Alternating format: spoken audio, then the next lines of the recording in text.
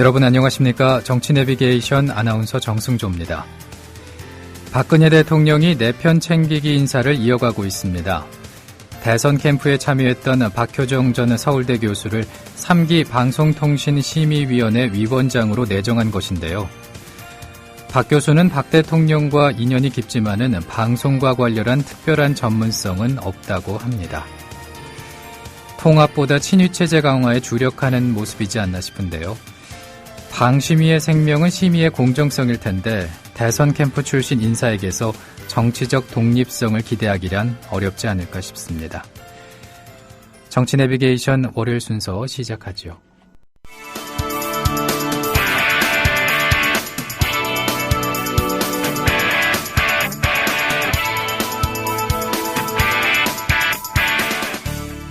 현장성과 깊이가 다른 정치 해설. 지금 여러분께서는 정치 내비게이션을 듣고 계십니다. 진행의 정승조 아나운서입니다.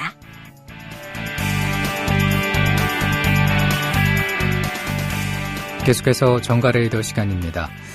박근혜 대통령이 세월호 희생자 가족들을 만난 자리에서 진상규명을 위한 특별법과 특검 그리고 문책성 개각에 대한 얘기를 꺼냈죠.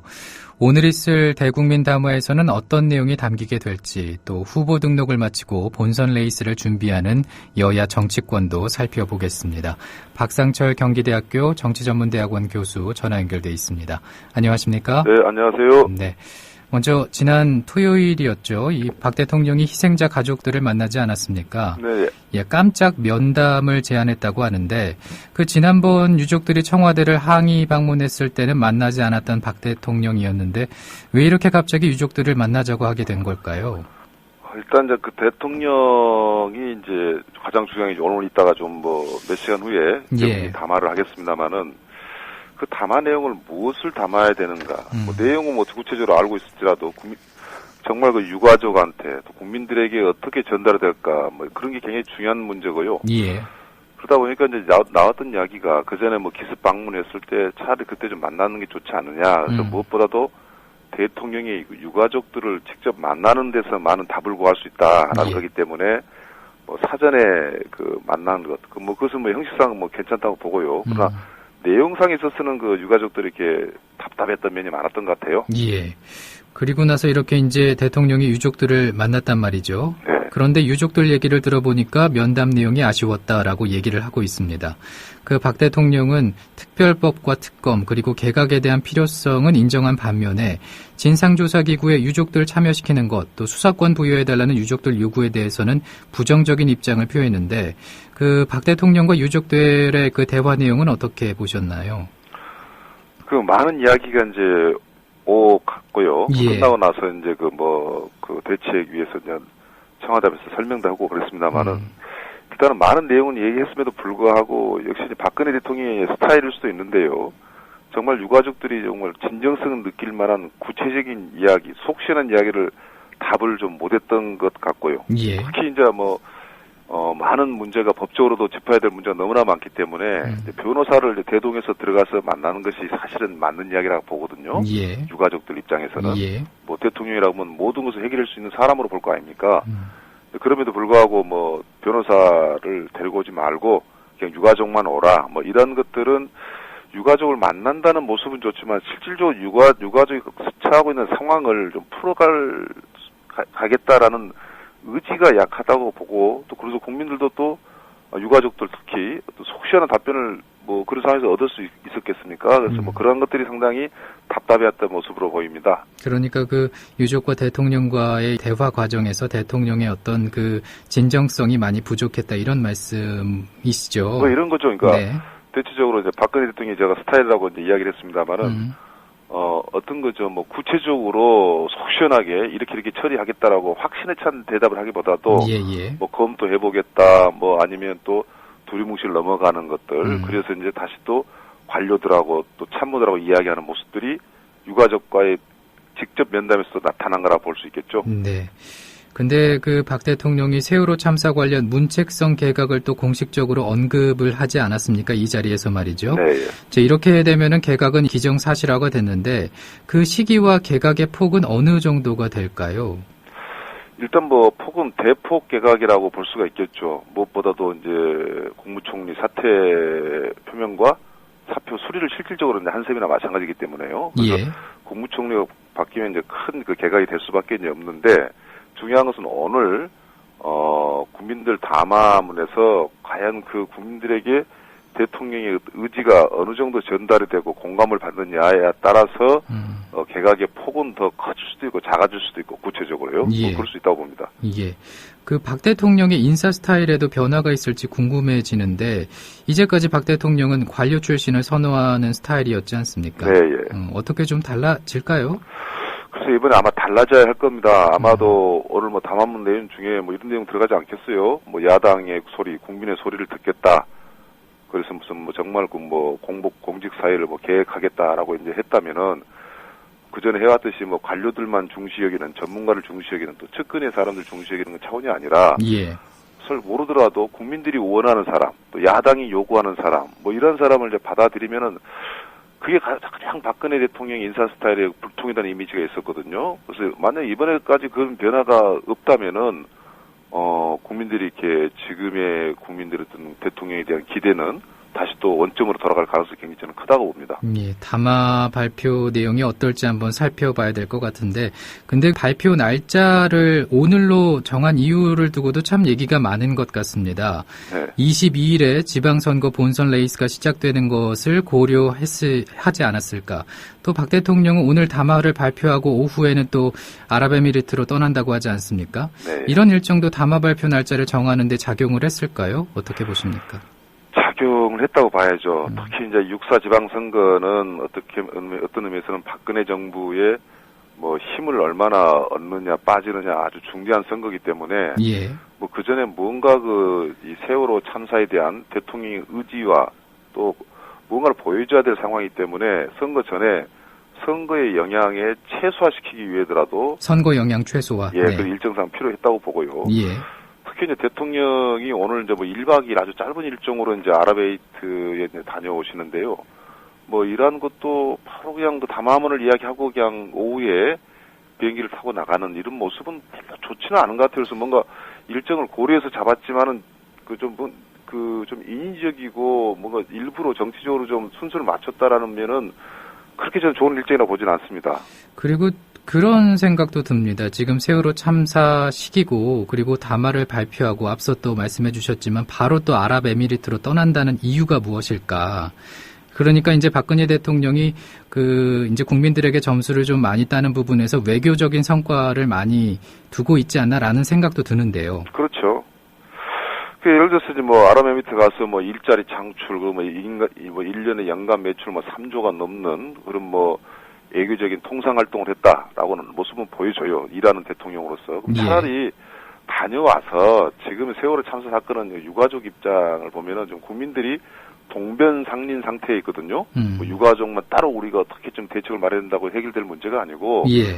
어떻게 보면 정권에 대한 심판을 하겠다까지도 가 있는 상태라고 봐요. 국민들의 정치적 그 의지라는 것은. 예. 그렇다면 대통령이 보여줄 것은 그렇습니다. 어떤 여러 가지 뭐 제안이나 대책도 중요하지만은 대통령의 의지거든요. 진정성이거든요.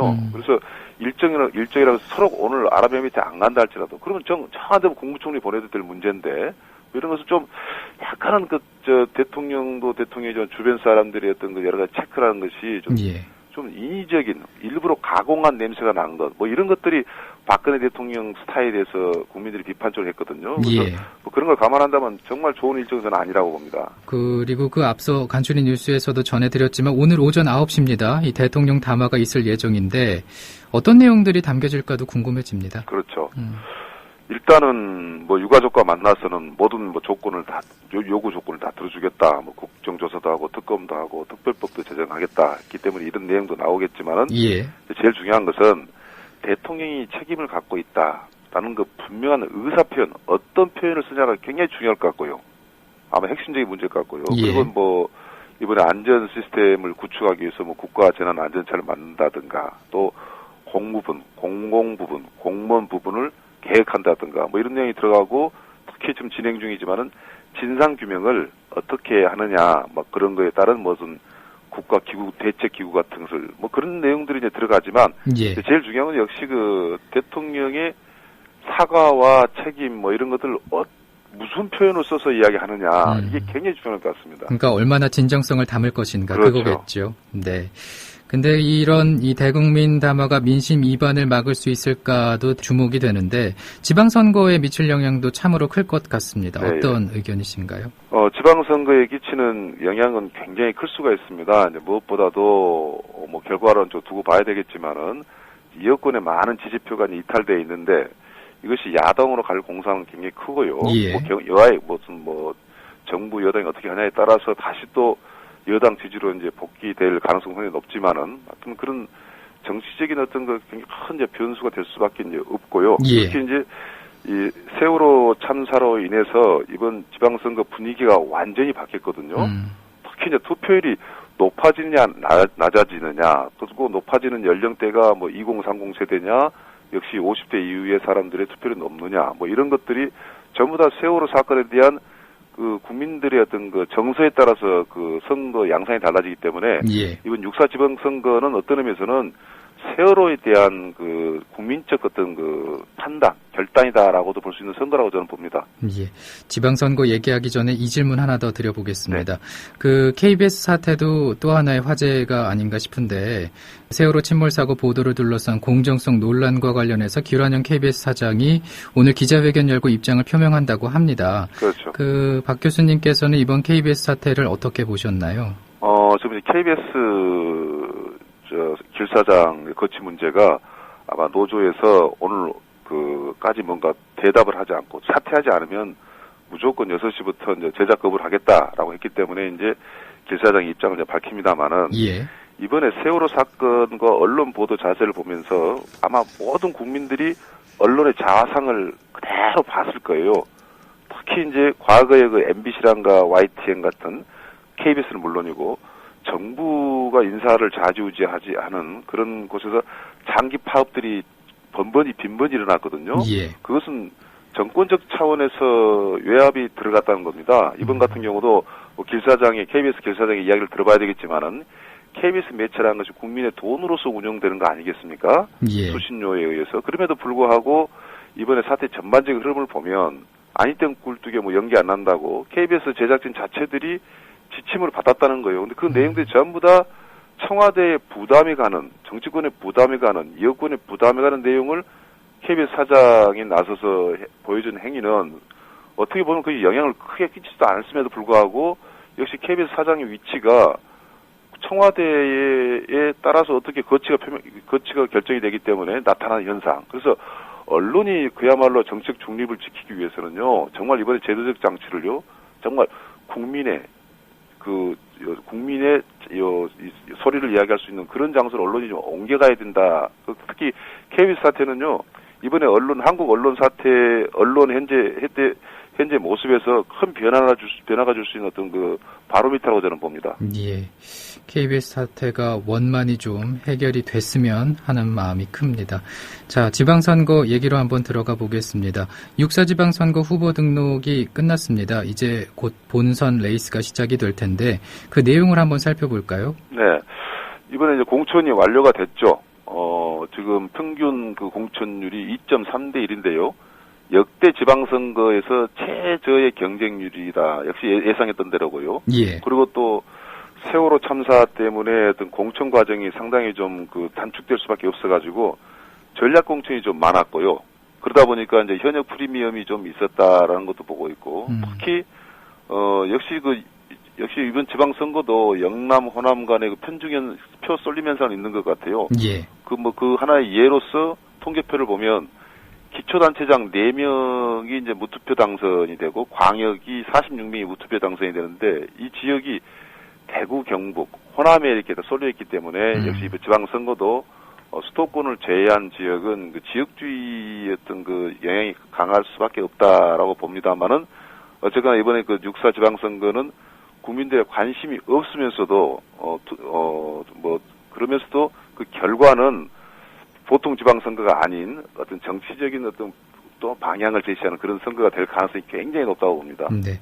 그런데 이번 선거에서 이 투표율과 무당파 그리고 40대의 마음이 승패를 가릴 거라는 전망이 많습니다. 네.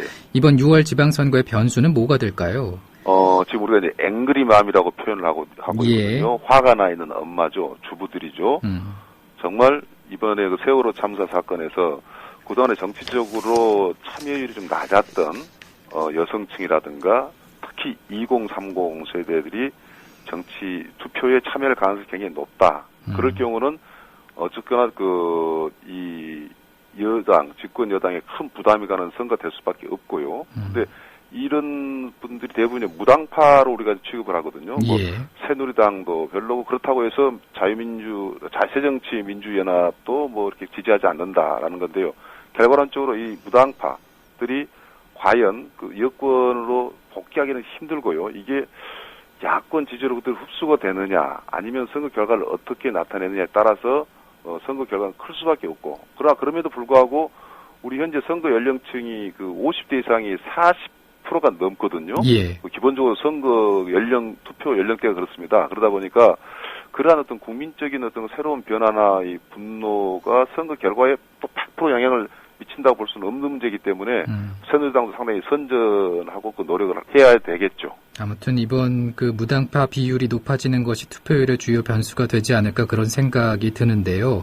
특히 이번에 그 전국 단위 투표에서 처음으로 사전 투표가 도입이 됩니다. 예, 예. 이 투표율에 어떤 영향을 미칠지에도 관심이 높아지고 있습니다. 예, 예. 네, 어떻게 예상하십니까? 지난 그 보궐선거부터 이제 그 사전 투표제도가 도입이 됐는데요. 예. 특히 이제 미국 같은 데서는 아주 뭐 한 달 내내 투표율까지 합니다만은 이게 투표율에 상당히 영향을 끼칠 수밖에 없는 게 예를 들어서 이제 뭐 6월 4일이다 그러면 수요일 해서 뭐 어떻게 건너뛰다 보면은 연휴가 나올 수밖에 없거든요. 예. 그러면 대부분 투표를 포기했던 층이 많았는데 사전 투표를 함으로 해서 뭐 투표 당시 투표를 못할 사람들이 미리 투표를 한다든가 그래서 그 투표율이 뭐 최하 뭐 한 자리 숫자라도 뭐 몇 프로 단위가 되기 때문에 특정 지역에서는 당락을 결정할 수 있는 문제이기 때문에 앞으로 우리나라에서 사전 투표제는 과거에 하루에 투표를 뭐 이렇게 동원 투표를 한다든가 이런 차원의 것이 아니라 지속적으로 합리적으로 투표를 할 수 있는 그 여러 가지 그 창구가 열려 있다는 점에서는 새로운 그 선거 문화가 차근차근 좀 변화가는 하나의 제도적 역할을 할 거라고 저는 봅니다. 예. 그럼 그렇게 이제 그 변화하는 과정에서 투표율은 어떻게 좀 오를까요? 어떻게 보십니까? 아무래도 조금 오를 수 있는 가능성이 높죠. 뭐 그 투표율이 어느 정도 뭐 높아진다 볼 수는 없지만은 역대 지방선거 중에 최저 투표율이 48%대가 있었거든요. 예. 그래서 이번 선거율이 50%가 넘는다면은 투표율이 상당히 높다고 볼 수 있는 문제이기 때문에 그래서 사전 투표제도가 40대 투표율은 좀 벗어날 수 있는 그런 그 장치는 될 것 같아요. 예. 그리고 이 부산시장 야권 후보가 오거돈 무소속 후보로 단일화가 되면서 이 부산시장 선거 새누리당 서병수 후보 또 무소속의 오거돈 후보로 압축이 됐습니다. 네. 이렇게 되면은 서병수 후보의 낙승을 예상하기가 힘들어지는데 어떻게 보십니까? 그렇죠.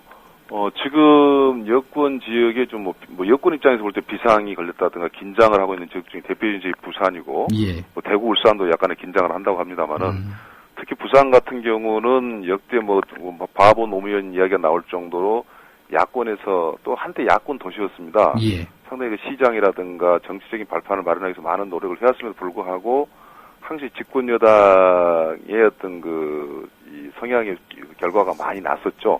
그러나 이번 같은 경우는 새정치민주연합의 공천을 받은 김영춘 후보가 아예 무소속 무거돈 후보한테 주모를 해서 현재 여론조사만 봐도 서병수 새누리당 후보하고 오거돈 무소속 후보 간의 이 편차가 그렇게 크게 나고 있는 건 아니거든요. 예. 그렇기 때문에 이번 선거 결과는 어쩌면 그 부산 선거가 이번 선거의 가장 그 핵심적인 변수가 되고 그 선거 결과를 해석하는 데 있어서도 많은 새로운 의미 부여를 할 것이고 어쩌면은 지역주의가 좀 와야 되는 그런 이 일도 이번 선거에서 시작될 수 있다라고 생각이 듭니다. 근데 그 부산만 이런 게 아닌 것 같아요. 새정치민주연합은 광주에서 고전하고 있지 않습니까? 예. 예. 좀 예. 다른 케이스인데요. 예. 이제 광주 같은 경우는 이제 역시 광주 시민들이나 광주에서의 불만은 뭐냐면 과거 민주당에서 당선만 되면 무조건 당선되기 때문에 기득권층들이 오로지 공천권 확보에만 그 혈안을 해갖고 국민들은 무조건 광주 주민 호남 사람들은 무조건 묻지마 2번을 찍어왔다라고 이제 했기 때문에 여기에 대한 비판이 있었고요. 예. 그래서 이제 2번으로서 누가 공천이 되냐는 굉장히 중요했습니다. 그런데 새정치민주연합 같은 경우는 어쩌면 광주가 새정치민주연합의 어떤 정치적 어떤 중심의 그 발원지라고 볼 수도 있거든요. 예. 이 지역에서 안철수 대표, 새정치를 상징할 수 있는 윤장현 후보를 경선으로 내세워서는 사실 현실적으로 당선될 가능성이 굉장히 그 희박했거든요. 예. 그래서 이제 계획 공천, 전략 공천의 어떤 표변 지역으로 이제 이 지역을 공천을 함으로 해서 기존의 어떤 그 민주당을 지지해 왔던 당원이라든가 또 강훈태, 이용섭 뭐 현재는 후보라고 얘기하죠. 그분들을 지지한 사람들의 가센 반발이 있고 가센 반발을 이제 받고 있는데 얘기는 이런다고 저는 봐요. 광주가 정말 계획을 원하느냐 아니면 진짜 그 공천권이 시민한테 줘야 되느냐 예. 이 판가름하는 하나의 그 경쟁 구도로 광주 선거가 들어섰다라고 해석한 것이 괜찮을 것 같고 이건 단순한 지방선거가 아니라 새정치민주연합의 어떤 변화가 어떤 폭으로 가느냐도 그 굉장히 중요한 그 기준을 제시할 수 있는 선거라고 봅니다. 예. 오늘은 여기까지 듣습니다. 고맙습니다. 네. 경기대 정치전문대학원 박상철 교수와 함께했습니다. 국민라디오 지지하는 4가지 방법 아시나요? 다운로드하기, 별점 주기, 댓글 달기, 구독하기. 국민라디오를 보다 많은 이들에게 전할 수 있는 가장 손쉬운 방법. 다운로드하기, 별점 주기, 댓글 달기, 구독하기. 잊지 마세요. 다운로드하기, 별점 주기, 댓글 달기, 구독하기.